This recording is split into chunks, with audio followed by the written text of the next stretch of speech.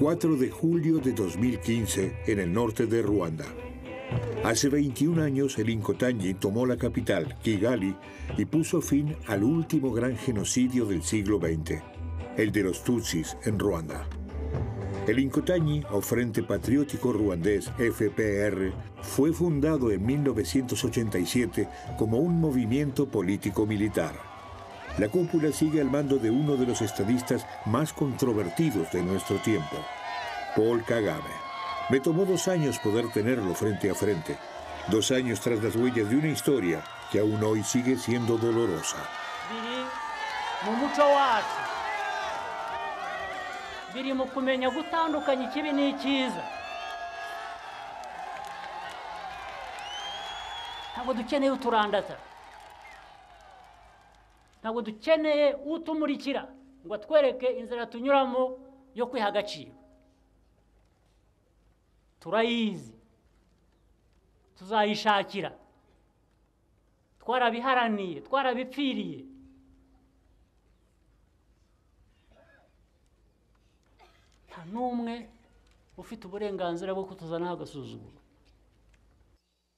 Entre abril y julio de 1994, Ruanda fue asolada por la peor maquinaria de muerte en la historia de la humanidad.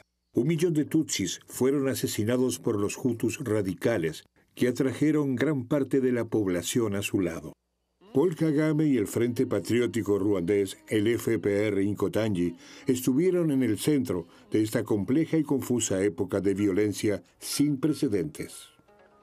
He entrevistado a gente que me contó sobre este doloroso capítulo de su historia.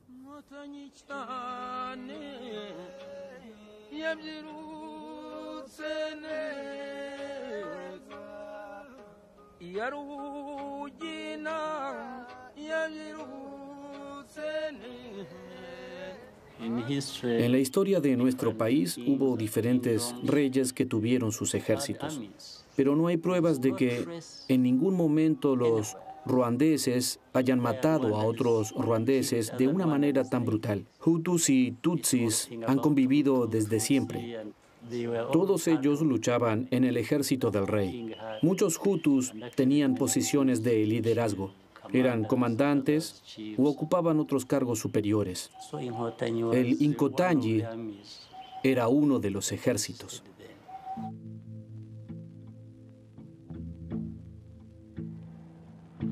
En la década de 1950, Ruanda, rodeada de colonias inglesas y belgas, y país vecino del Congo, rico en materias primas, es uno de los países más pequeños de África y el más poblado. La tierra de las 1000 colinas produce pequeñas cantidades de café y está bajo el dominio colonial belga. En la época precolonial, 3 grupos sociales vivían en Ruanda compartiendo el mismo idioma, el mismo Dios, la misma tierra. Los Hutus, que constituyen la mayoría, se dedicaban a la agricultura. Los Tutsis eran ganaderos y los Tuats eran cazadores y recolectores. Bélgica, como potencia colonial, declara que estos grupos son etnias y se apoya en la élite de los Tutsis. Pero durante los movimientos independentistas africanos de los años 50, fueron los Tutsis quienes exigieron el fin del dominio colonial. Bélgica se siente amenazada y organiza, apoyada por el Vaticano y la Orden de los Padres Blancos, el fortalecimiento político y social de los Hutus. Con consecuencias directas y trágicas. A partir de 1959, bajo el pretexto de una revolución social, se produjeron actos de violencia contra la minoría Tutsi. Tras la independencia de Ruanda en 1962, el nuevo presidente, Gregoire Kayibanda, un Hutu del sur del país, consolidó el dominio de los Hutus. 20.000 Tutsis fueron asesinados y 150.000 huyeron a países vecinos.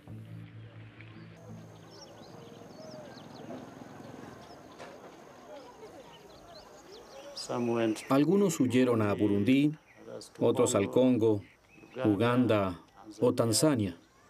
Mi familia se fue a Uganda. Vivimos allí como refugiados durante unos 20 años. Crecí en un campo de refugiados. Los campos fueron reubicados dentro de Uganda una y otra vez a otros lugares. Cuando llegué al campo de refugiados, también había activistas que luchaban contra el gobierno ruandés. Eran mayores que yo. Nos contaban sus historias. Para nosotros eran héroes. De vez en cuando organizaban ataques en Ruanda, desde países vecinos, desde el Congo, Uganda, Burundi o Tanzania. Estos luchadores se llamaban a sí mismos Inyenzi. Ces terroristes se trouvent à l'extérieur du pays et ils agissent par raids de 10, 20, 40 hommes qui entrent dans le pays nuitamment. Quelles sont leurs possibilités? Je crois qu'il leur sera absolument impossible de renverser le régime. Vous êtes Tutsi? Si, je le suis. Qu'est-ce que vous allez devenir maintenant? Moi? Peut-être un prisonnier ou un mort ou comme ça. Vous n'avez pas peur de mourir? Tout le monde meurt.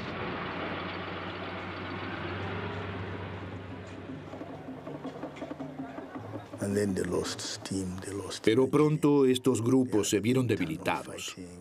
Había conflictos internos. No tenían un objetivo común, ni una causa común por la que lucharan. Que faut-il penser, selon vous, des Inyenzi, des terroristes Tutsi? C'est plutôt une réaction de quelques aventuriers qui se servent d'une certaine jeunesse plutôt de bandits.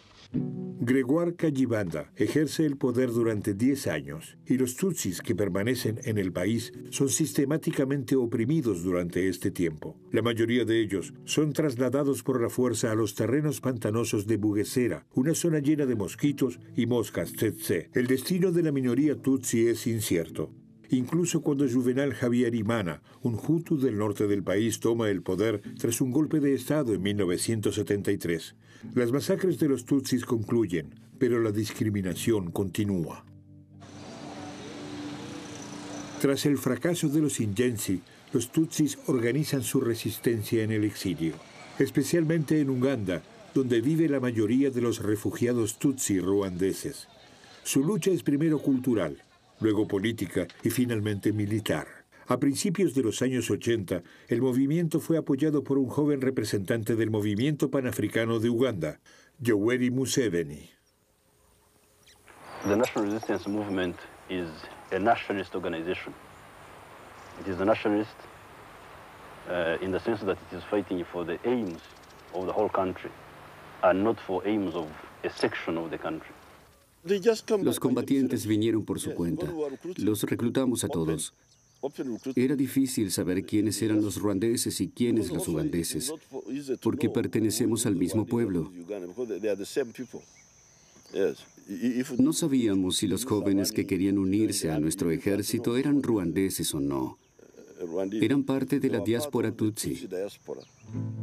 Los tutsi ruandeses representan un tercio del movimiento de resistencia, dirigido por un carismático y fiel compañero de armas de Museveni, Fred Rwigema.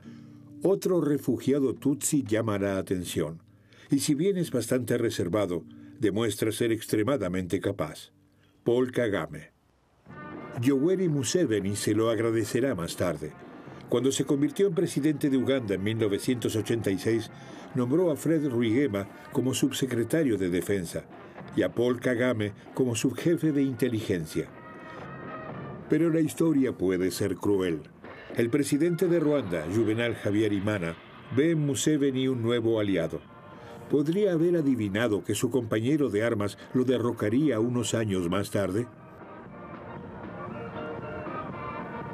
En 1986, la mayoría de nosotros ya habíamos participado en la lucha armada en Uganda y adquirido experiencia en combate. Habíamos aprendido mucho allí y habíamos madurado ideológica y políticamente. Queríamos unir a todos los tutsis. De ahí el nombre de nuestro movimiento, Frente Patriótico Ruandés. El FPR Inkotanyi fue fundado en diciembre de 1987. Sus miembros eran principalmente refugiados tutsis y algunos opositores hutus, como Alexis Caño-Arengüe, que más tarde se convertiría en el jefe del ala política. El ejército del FPR es creado en secreto por Fred Rwigema. Su objetivo final es el regreso de todos los refugiados tutsis. El FPR Inkotanyi se está preparando para la guerra. Entre 1988 y 1989 surgen tensiones en Uganda.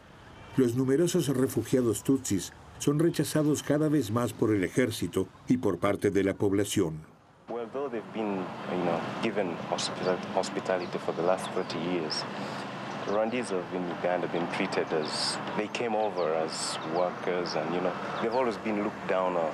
So they've been disgruntled people. So that's why they should really go. El presidente Yoweri Museveni se hace eco de esta presión y ordena un recuento de los refugiados tutsis en Uganda. Una señal para Fred Rwigema de que los refugiados están amenazados. Después de 30 años en el exilio, es hora de regresar a su propio país. Seguía diciéndole a Rwigema, hemos luchado y ganado juntos aquí en Uganda, porque contamos con el apoyo de la gente. Continúen su lucha política ahora en Ruanda. Los apoyaré, porque no quiero que los derroten y que regresen. Había muchos ruandeses en las filas del ERN que querían que el ejército atacara en Ruanda. La decisión se tomó muy rápidamente. Avanzamos hacia la frontera. Como soldados ugandeses con los uniformes, armas y equipo militar. Después de cruzar la frontera con Ruanda, nos quitamos las insignias con nuestros grados militares, pero nos dejamos los uniformes puestos.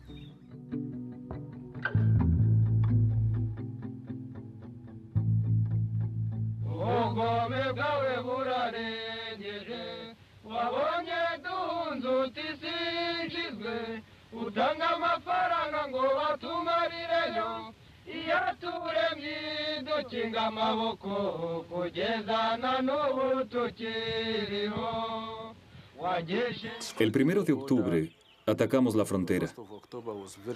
Todo fue muy fácil y pronto hicimos retroceder a las tropas de Habyarimana. Por la mañana, cuando estábamos por abandonar Kagitumba, tropas enemigas nos sorprendieron y nos dispararon con su artillería. Nuestro comandante, el general mayor Fred Rwigema, lideraba nuestra lucha. Caminó hacia el frente y se paró en una colina, solo y desprotegido justo delante del enemigo. Le dispararon, le dieron en la frente y cayó a tierra.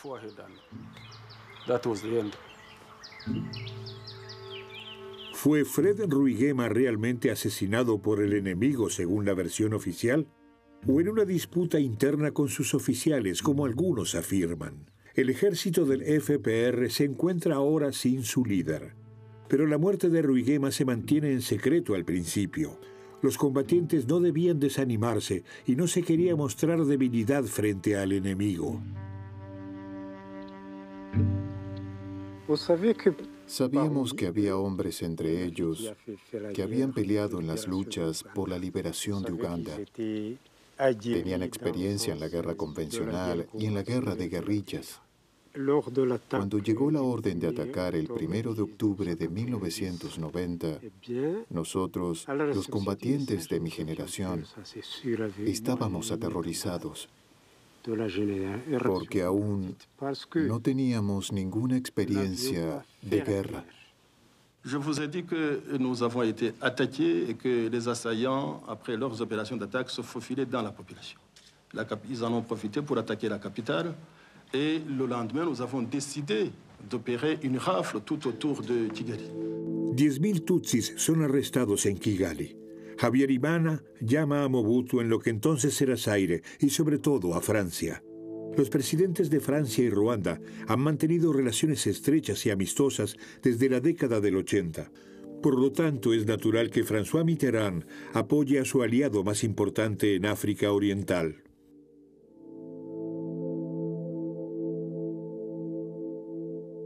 El 5 de octubre estaba en la oficina de Jean-Christophe Mitterrand cuando sonó el teléfono. Rápidamente me di cuenta de que Habyarimana estaba en la línea. La conversación duró de 4 a 5 minutos. Mitterrand colgó y dijo: es hora. Los rebeldes están en Kigali. Eso no era cierto, pero Habyarimana se lo había dicho así, y debe de haberlo creído. Luego dijo: enviaremos unos cuantos soldados al buen Habyarimana, y en 3 meses ya nadie hablará de esto. Por desgracia, este cálculo fue precipitado.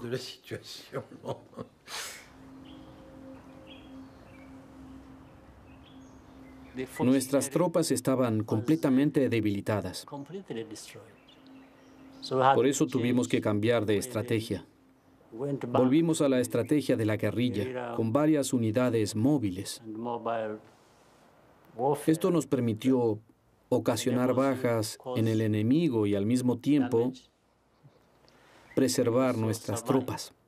Luego de la muerte de Rwigema, Paul Kagame regresa de los Estados Unidos, donde participó en un entrenamiento militar, y asume el liderazgo de los desmoralizados Inkotanyi. Introduce un cambio decisivo en la estrategia. Los combatientes se retiran a la protección que ofrecen las montañas. Allí Kagame reorganiza su guerrilla.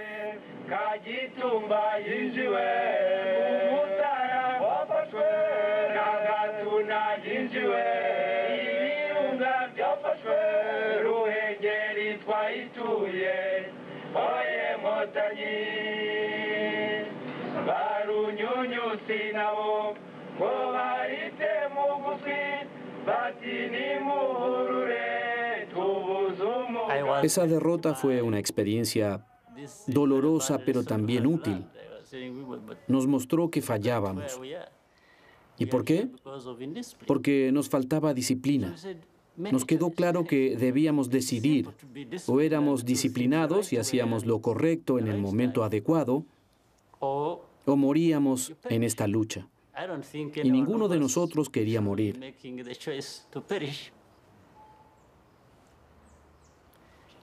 Así que empezamos a prestar mucha atención a todo.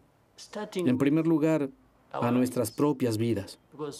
Porque demasiada gente ya había muerto por la falta de disciplina.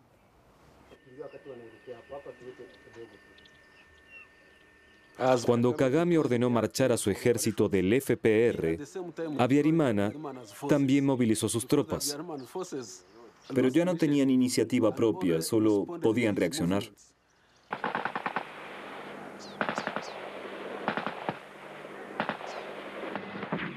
Finalmente los franceses acudieron en su ayuda. Los oí quejarse de las tropas de Habyarimana.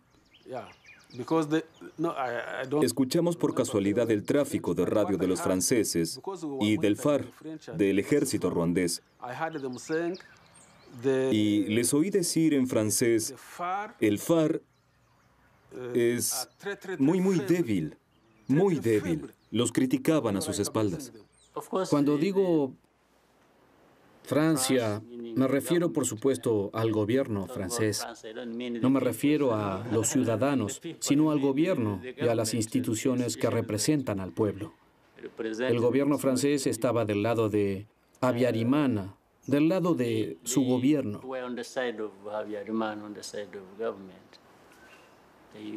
Francia también ha utilizado sus armas, morteros de 105 y 120 milímetros.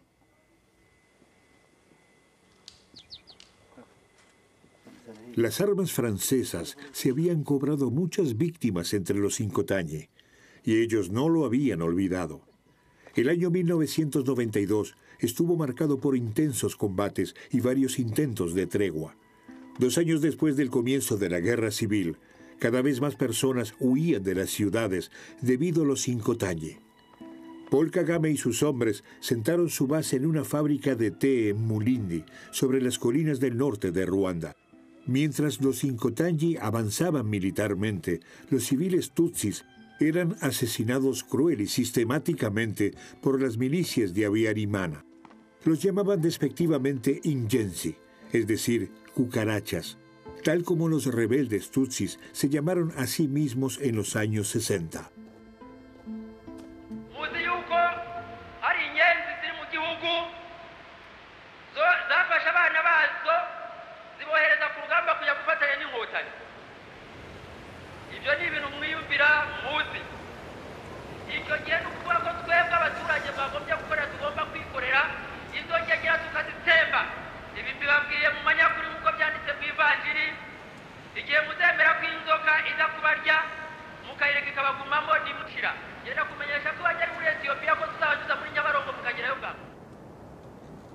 El 8 de febrero de 1993 pudo haber cambiado el curso de la historia.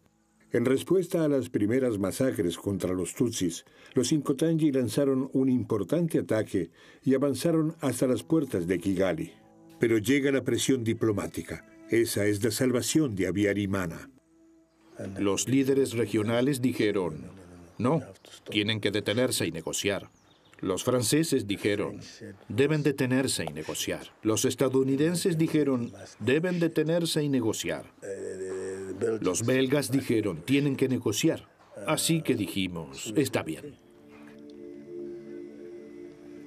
Paul Kagame se proclama en contra de una victoria militar precipitada, aunque ha demostrado su clara superioridad militar frente a la comunidad internacional.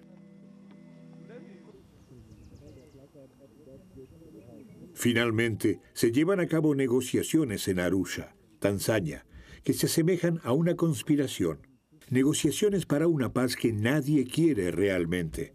Habyarimana está atado de manos. Por un lado, una parte del ejército, al mando del jefe de Estado Mayor, el coronel Theoneste Bagosora, se niega a negociar con el FPR. Por otro lado, los Akazu, el mafioso y brutal clan familiar de su propia esposa, que tiene un firme control sobre el país. Todos vinimos aquí para negociar los detalles finales, para el establecimiento de un gobierno de transición.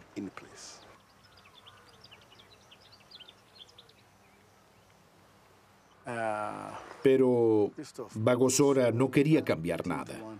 Nada. Lo que ocurrió aquí es un ataque de extranjeros, dijo, refiriéndose a nosotros. Un ataque que debería haber sido detenido militarmente, pero no lo consiguió.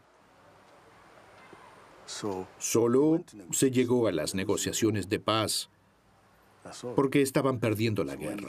Al final, Bagosora salió furioso de la sala de negociaciones y nos dijo que ahora vendría lo peor, el apocalipsis.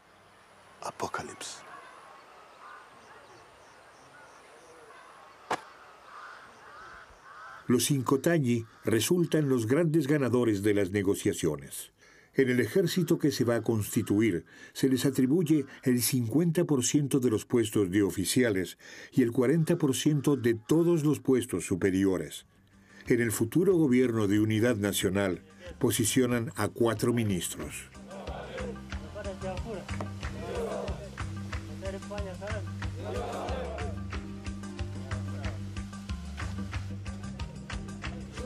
...600 soldados de élite del ejército Inkotanyi son enviados al nuevo parlamento en Kigali para proteger a los políticos tutsis. Paul Kagame permanece en el cuartel general en Mulindi. En los 80 kilómetros entre Mulindi y Kigali, miles de personas aplauden a las tropas Inkotanyi. 4 meses después, la mayoría de ellos estarán muertos.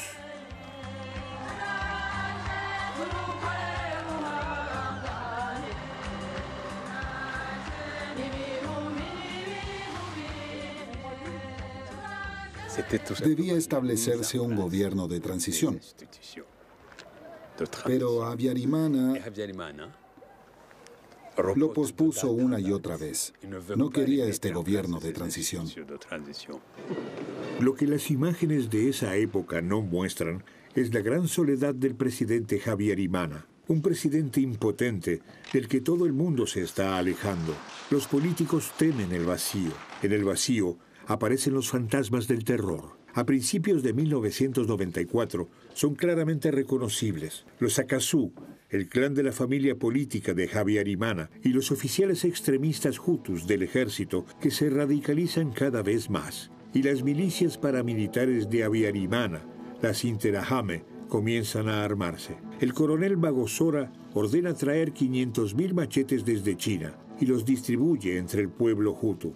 Al mismo tiempo, se pone en marcha la maquinaria propagandística. El periódico extremista hutu Kangura y la emisora de radio Milkolin o RTLM agitan a la población. El mismo presidente Habyarimana se ve amenazado si lleva a cabo las negociaciones de paz.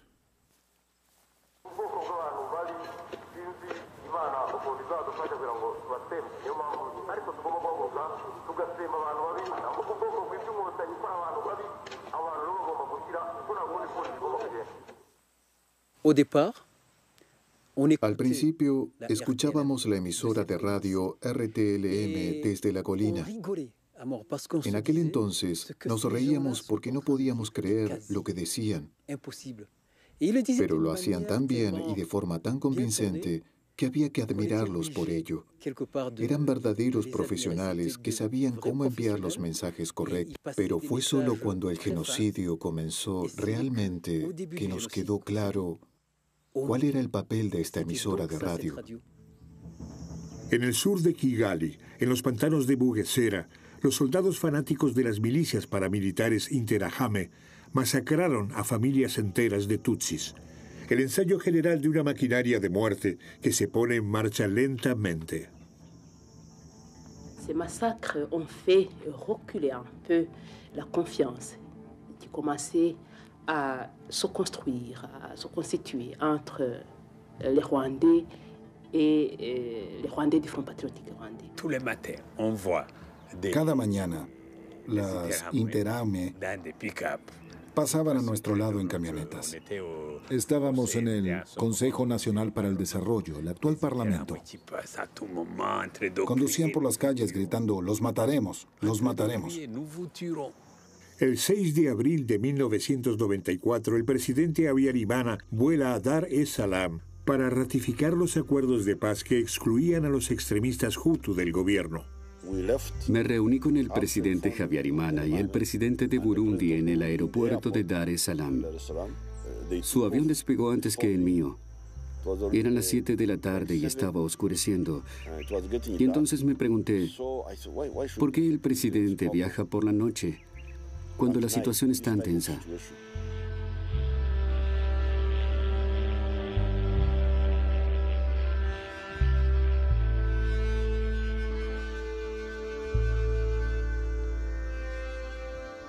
Le ministre de la Défense a la profonde douleur d'annoncer au peuple rwandais le décès inopiné du chef de l'État, son Excellence le général-major Habyarimana Juvenal, survenu ce 6 avril 1994 vers 20h30 à Kanombe, l'appareil qui le ramenait de Dar es Salaam ayant été descendu par des éléments non identifiés et dans des circonstances non encore élucidées.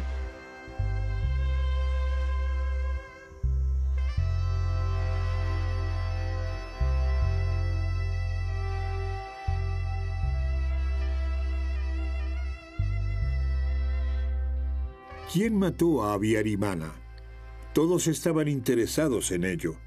Los hutus radicales del clan Akasu, que querían deshacerse de su débil líder, quien acababa de firmar su ocaso político.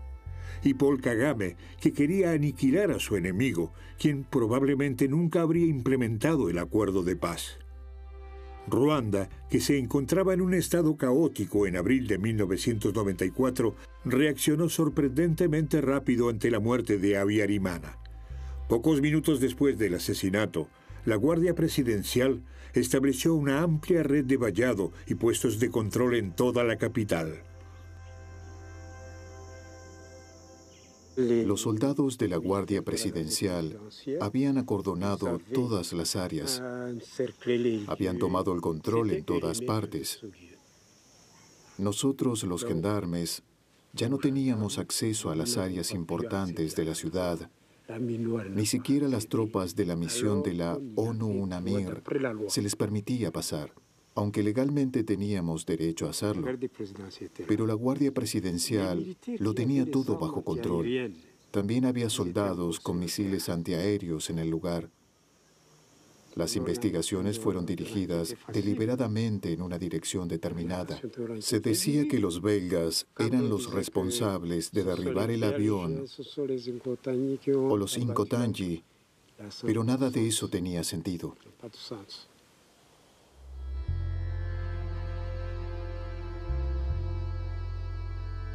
En Mulindi, James Kabarebe es informado inmediatamente por sus hombres en el Parlamento de Kigali y a través de la estación de radio Milcolin.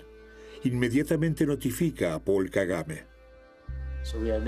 Nos juntamos por la noche y estábamos viendo un partido de fútbol. Fue entonces cuando llegaron las noticias de nuestra gente en el Parlamento. Varias personas ya se habían refugiado en el edificio. Todo sucedió muy rápido. Apenas 5 minutos después de que el avión de Abiyarimana fuese derribado, se desencadenaron los acontecimientos. A la mañana siguiente, los hutus moderados fueron asesinados, entre ellos la primera ministra, Agathe Uwilingiyimana. Los 10 soldados belgas que se suponía que debían protegerlos fueron linchados. Pour le moment, donc, il ne voulait pas que les militaires quittent la maison avec la famille, et pour le moment, il demande aux militaires belges de quitter la maison sans la famille. La carte présidentielle est sur le bord de la Granguin et demande à la section de déposer les armes. Nous sommes massacrés. El mensaje de los hutus radicales a la ONU es claro. Hombres, mujeres y niños de todas las edades, cuyos documentos de identidad contengan la palabra Tutsi, serán cruelmente torturados y asesinados en los puestos de control.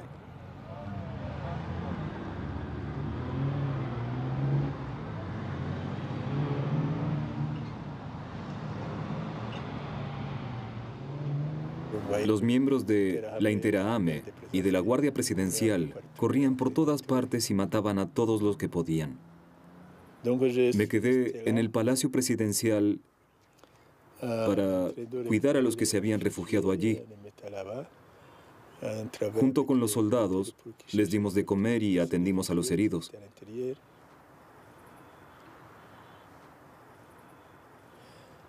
Muchos de ellos tenían cortes y otras lesiones.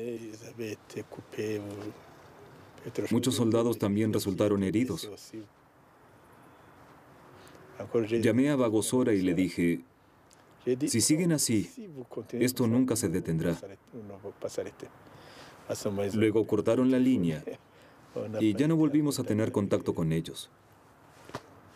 Bagosora tenía mucho poder. Como jefe de Estado Mayor, tenía control sobre las milicias hutus y la Guardia Presidencial. Algunos oficiales querían que el coronel Bagosora tomara el poder. Casi parecía como si hubiesen estado planeando esto desde hacía mucho tiempo, pero otros estaban en contra. El 8 de abril se crea en la embajada francesa, cuyos empleados estaban fugándose, el nuevo gobierno de los genocidaires, que promueve activamente el genocidio, bajo el comando de Jean Kambanda, un radical desconocido hasta entonces.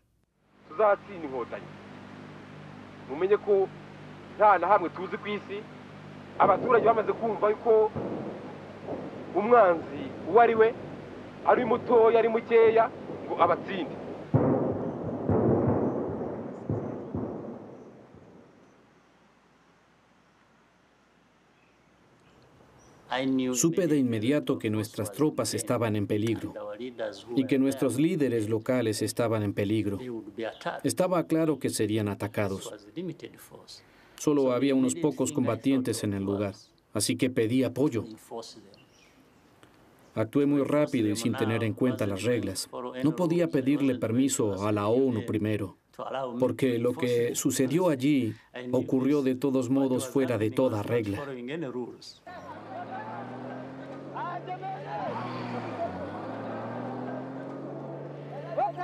En Kigali todo se trataba de salvar vidas. Tuvimos que contener a los soldados, a los ex-FARC del antiguo ejército ruandés, en sus campamentos, para que no pudieran matar a más personas aún. Al mismo tiempo, establecimos corredores para evacuar a los sobrevivientes.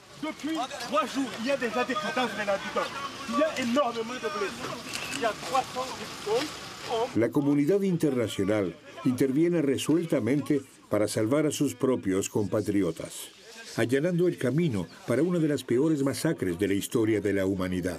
Solo las personas de piel blanca son evacuadas. Los tutsis serán abandonados a su suerte ante sus asesinos. La barbarie que sigue es inimaginable, incluso para los mismos asesinos. Y se puede ver aquí, en las únicas imágenes existentes de este cruel genocidio. Sabíamos que las personas que dejábamos atrás serían asesinadas. Así que en realidad se trató de un caso de omisión del deber de socorro.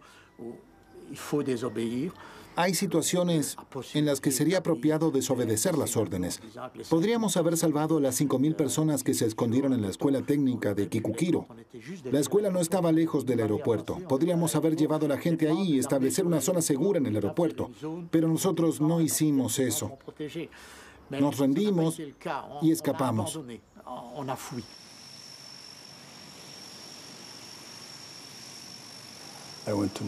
Viajé a Nueva York, a las Naciones Unidas, para convencer al Consejo de Seguridad de que el gobierno ruandés estaba cometiendo un genocidio.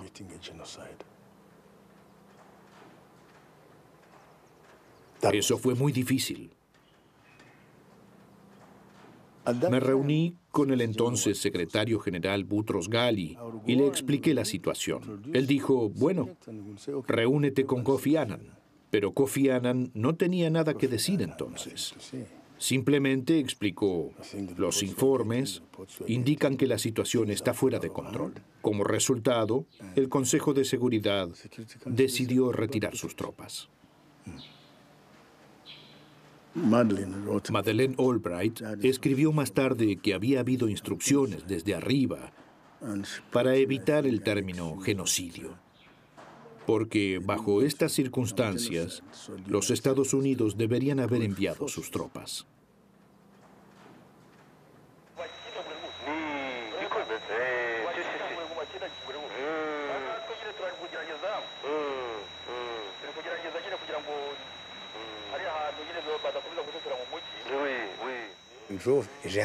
Un día grabé una conversación telefónica de 1 hora y media en la que el alcalde de Gicumbi le pidió ayuda al prefecto Lenzajo porque los Inkotangis se estaban aproximando a su pueblo.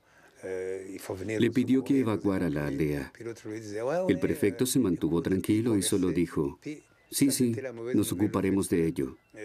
La conversación continuó así.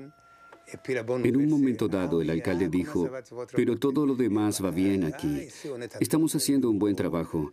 Creo que la cuestión de los Tutsi quedará resuelta para los próximos 100 años.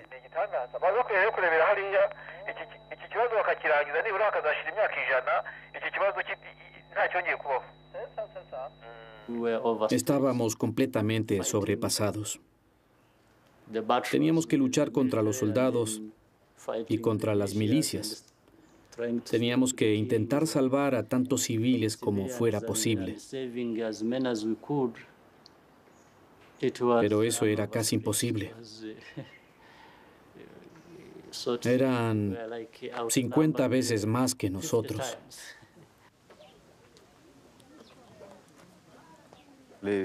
La tropa FPR Inkotangi no era muy grande. Y Bélgica solo envió 12.500 soldados a un país tan grande como Bélgica, donde se cometían asesinatos en todas partes. Ningún ejército en el mundo podría haberlo detenido, a lo sumo con 300.000 hombres. Estaba en un campamento militar del FPR en Kotanji, a unos 4 o 5 kilómetros de aquí. Los soldados dijeron que me llevarían al lugar de la masacre. Recuerdo lo que el soldado dijo entonces, que realmente me impresionó mucho. Dijo, cuando vi a todos esos muertos, sentí que se me derretía el cerebro. Esa expresión me pareció interesante. Simplemente no podía creer lo que veía. Lo primero que vi a unos 20 metros de la iglesia fue el cadáver de un niño de unos 2 años y otros 2 o 3 cadáveres. Había una estatua de Cristo en la iglesia. Le habían volado la cabeza con una ametralladora. Cuando le pregunté al soldado por qué, me contestó, porque Cristo parecía un Tutsi.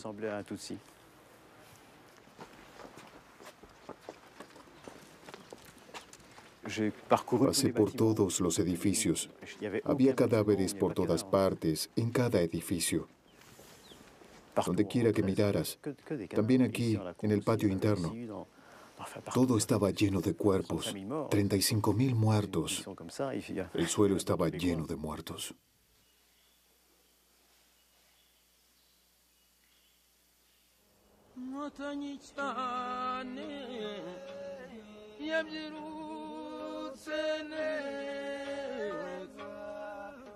Yarugina